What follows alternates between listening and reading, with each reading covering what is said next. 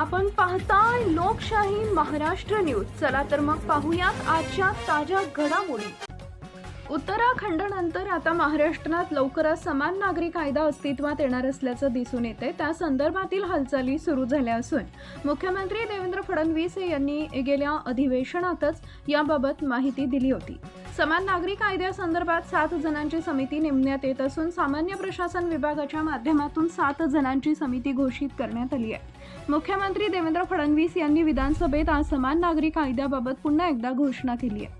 ही समिती येत्या 6 महिन्यात अभ्यास करून अहवाल सादर करणार आहे। समान नागरी कायद्याचा मसुदा येत्या नागपूर येथील हिवाळी अधिवेशनात सादर करण्यात येणार आहे। दोन्ही सभागृहासमोर हा मसुदा आल्यानंतरच त्याचे कायद्यात रूपांतर करण्यासाठीचे सोपस्कार पार पडतील।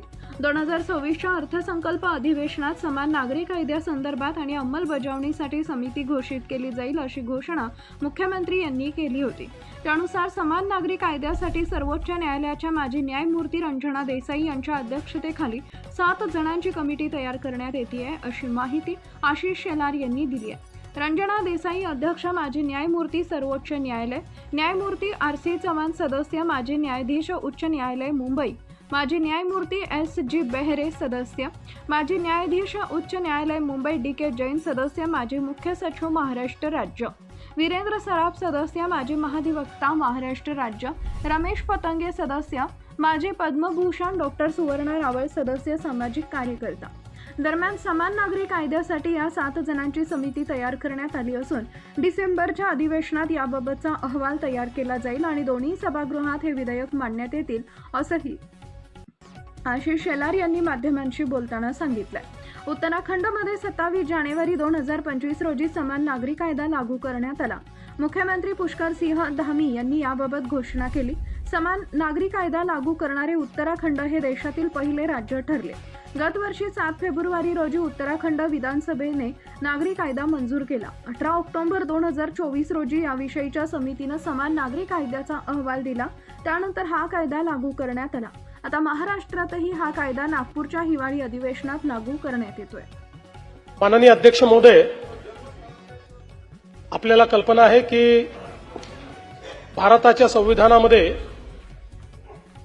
डायरेक्टिव्ह प्रिन्सिपल्स ऑफ स्टेट पॉलिसीमध्ये प्रत्येक राज्याने युनिफॉर्म सिव्हिल कोड तयार करावा अशा प्रकारचे डायरेक्टिव्ह भारताच्या संविधानाने दिलेले आहेत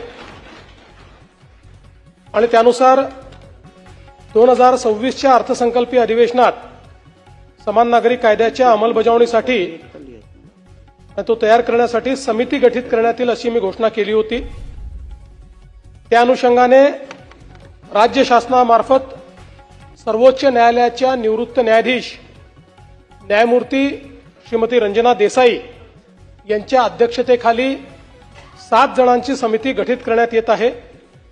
समितीची रचना खालीलप्रमाणे आहे। न्यायमूर्ती रंजना देसाई, माजी न्यायाधीश माननीय सर्वोच्च न्यायालय, न्यायमूर्ती RC चव्हाण, माजी न्यायाधीश माननीय उच्च न्यायालय मुंबई, न्यायमूर्ती SG मेहरे, माजी न्यायाधीश माननीय उच्च न्यायालय मुंबई, श्री DK जैन, माजी मुख्य सचिव महाराष्ट्र राज्य, ॲडव्होकेट वीरेंद्र सराफ, माजी महाधिवक्ता महाराष्ट्र राज्य, श्री रमेश पतंगे, पद्मश्री आणि संविधानाचे अभ्यासक, डॉक्टर सुवर्ण रावल, शिक्षण तज्ज्ञ आणि सामाजिक कार्यकर्त्या, अशा 7 जणांची समिती या ठिकाणी ही गठीत करण्यात येते आहे आणि साधारणपणे पुढच्या 6 महिन्यामध्ये या समितीने आपला अहवाल द्यावा असं अपेक्षित आहे।